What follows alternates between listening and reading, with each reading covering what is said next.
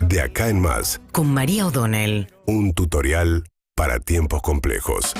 Bueno, mientras tanto siguen trascendiendo conversaciones privadas del ministro de Seguridad de Horacio Rodríguez Larreta, Marcelo D'Alessandro. Un escándalo que se había iniciado. En realidad, aparentemente lo que pasó fue que alguien fue a la compañía telefónica, dijo que el ministro había perdido el chip, porque después decían que lo habían hecho una provincia, pero accedieron a un chip telefónico con el número del ministro. Lo cargaron en otro teléfono y descargaron gran parte de las conversaciones del ministro. A partir de ahí se descubrió, por un lado, aquel viaje que habían hecho fiscales, jueces, D'Alessandro, un ex espía de la CIDE, un publicista y los directivos del Grupo Clarín al Lago Escondido, la propiedad del magnate inglés, donde surgió una serie de circunstancias bastante serias porque ellos chateaban que había trascendido el plan de vuelo del vuelo privado. Ese vuelo privado lo que demostraba es que al llegar a Bariloche los habían recibido dos directivos del Grupo Clarín.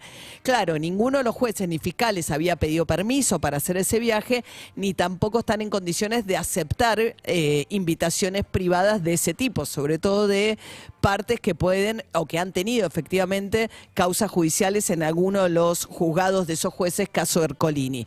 Entonces, a partir de ahí, lo que demostraba el chat, surge un chat, una conversación entre todos ellos, dicen, bueno, consigamos una factura, pidamos una boleta, y ahí empiezan a preparar algo que evidentemente después, con todas las circunstancias posteriores y la investigación que está haciendo la fiscal, se van corroborando. Efectivamente, después consiguen una factura, dicen que pagaron todos en efectivo, etcétera. En aquel momento, cuando salta ese escándalo, todo lo que dice D'Alessandro es, bueno, no, dice, eso es fruto de un hackeo, hablemos del espionaje ilegal, lo único que importa es que eso es un espionaje ilegal. No, bueno, en todo caso no se puede utilizar como prueba ese chat que es fruto de un espionaje ilegal, pero sí investigar todas las demás circunstancias que, si dan el mismo resultado, efectivamente deberían comprometer a estos jueces y fiscales. Lo que pasa es que el Consejo de la Magistratura no se reúne y la Corte Suprema de Justicia no muestra ningún interés tampoco en sancionarlos.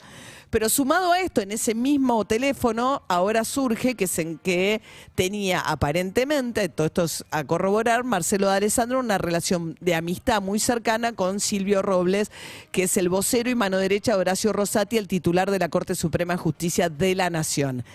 Esas conversaciones lo que tienen que ver es con, en el momento, Rosati y la Corte pulsearon con Cristina Kirchner por el Consejo de la Magistratura.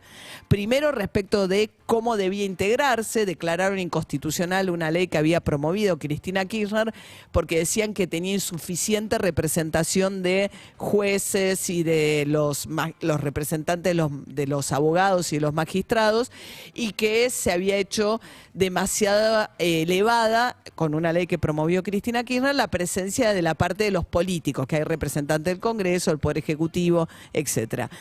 Y en ese contexto después tuvo otra pelea cuando Rosati restituye la vieja ley, asume como presidente del Consejo de la Magistratura y empiezan a discutir quiénes son los representantes del Congreso, cómo se eligen los que tienen que ir al Consejo de la Magistratura, respecto de si un bloque al dividirse en dos va uno por cada uno, y la discusión esa es cuando Cristina Kirchner divide el bloque del Frente de Todos en dos y entonces consigue un lugar más para el kirchnerismo, y le dicen en el Consejo de la Magistratura, no, eso está mal, le dice Rosati. Bueno, en el medio de esa pelea, Rosati intercambia conversaciones Robles, el colaborador de Rosati, habla con el ministro de Seguridad de Rodríguez Larreta, corroborando además la interferencia de cosas de seguridad, espías, Poder Judicial. Bueno, y van conversando y le dice, te tiro estas líneas, etcétera. Y después surge algo todavía más inquietante, que por ahora es nada más que un intercambio, un teléfono hackeado, pero amerita realmente que sea investigado. Porque sí, pues fue muy llamativo el contrato con las grúas de la Ciudad de Buenos Aires, que se fue prorrogando sin licitación del acarreo desde la época de Grosso, la década de los 90 hasta acá, y pagando un canon escandalosamente bajo de 50.000 pesos, hasta que la legislatura amagó con meterse y finalmente ahora recién Larreta lo canceló. Pero hay una conversación con el titular de Dakota, una de las empresas que está con el negocio de las grúas de la Ciudad de Buenos Aires, donde el titular de Dakota aparentemente habla de coimas. Te dejo un sobre, 50.000, 60.000 verdes.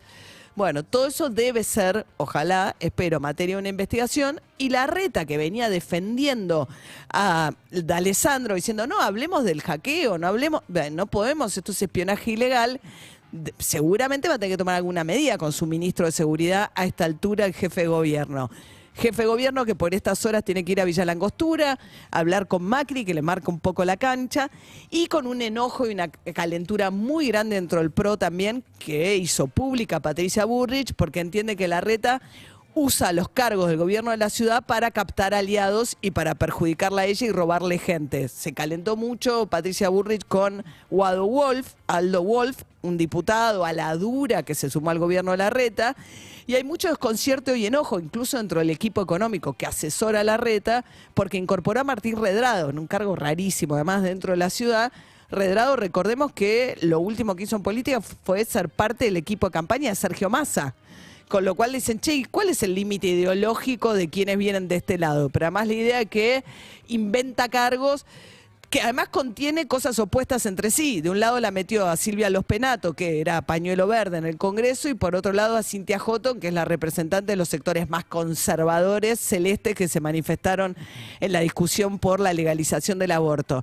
Así que por estas horas termina un fin de año medio complicado el frente interno del jefe de gobierno de la Ciudad de Buenos Aires, teniendo que resolver sobre todo la situación del ministro de Seguridad, Marcelo D'Alessandro.